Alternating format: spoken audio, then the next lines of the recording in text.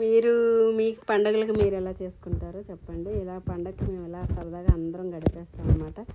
ఇంకా ఇవాళ ఇంకా పిల్లలందరూ కలిపి రీల్స్ అవి చేస్తున్నారండి.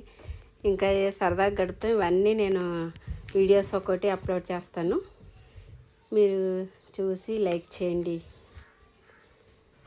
ఇది ఒక కలర్ చీర అండి. ఈ చీరలు మీరు చూస్తూ ఉండండి. మేమైతే మా నాన్నమ్మ వాళ్ళ ఇంటికి సంక్రాంతికి వెళ్ళేవాళ్ళం అనమాట అండి. సంక్రాంతికి ఇలా అందరూ మా అత్తలు, మా బాబాయిలు అందరూ వచ్చేవారు. మా తాతగారు తెల్లవారుజామునే ఇలా సంక్రాంతి